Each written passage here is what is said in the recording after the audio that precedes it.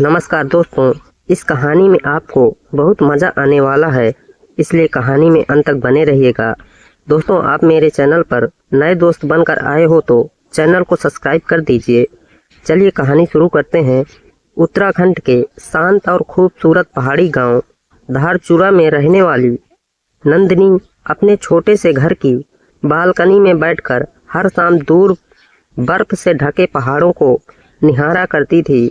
नंदिनी एक लेखिका थी जो कहानियों और कविताओं के माध्यम से अपनी भावनाओं को व्यक्त करती थी, लेकिन उसके दिल में एक खालीपन था जिसे वो कभी समझ नहीं पाई।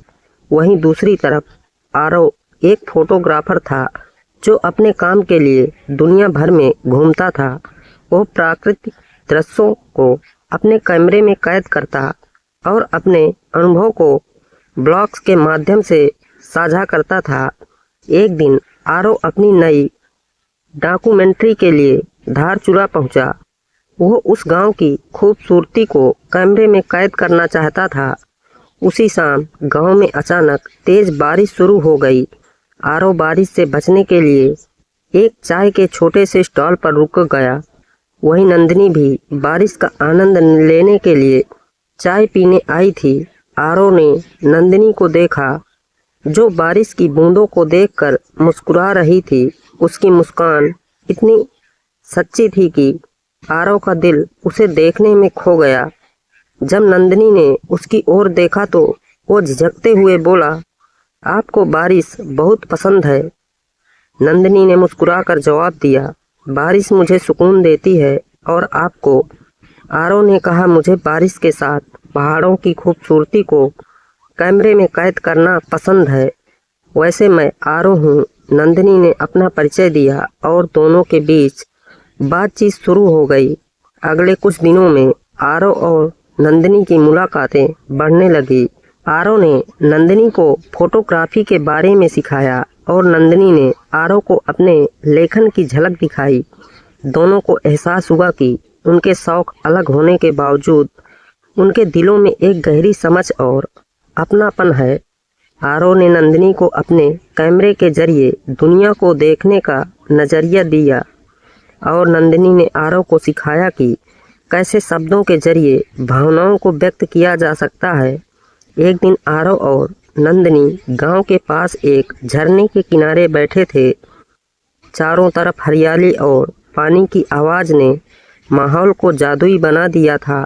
आरव ने नंदिनी से कहा, नंदिनी, तुम्हारे साथ समय बिताकर मुझे एहसास हुआ कि ज़िंदगी में सच्ची खूबसूरती सिर्फ तस्वीरों या शब्दों में नहीं होती, बल्कि उस इंसान में होती है जो हमें समझता है।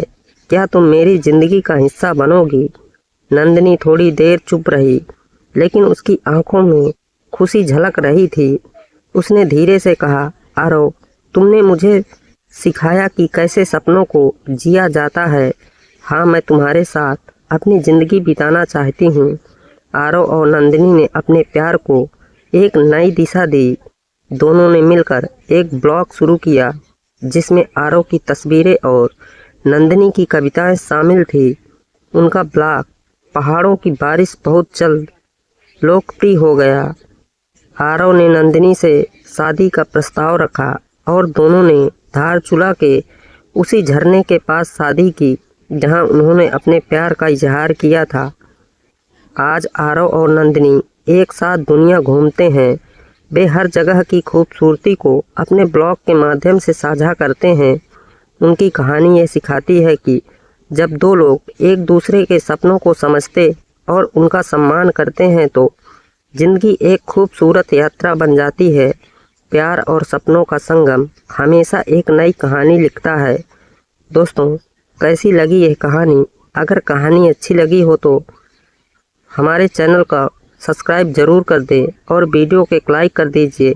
मिलते हैं ऐसे ही किसी नई कहानी में। तब तक के लिए नमस्कार।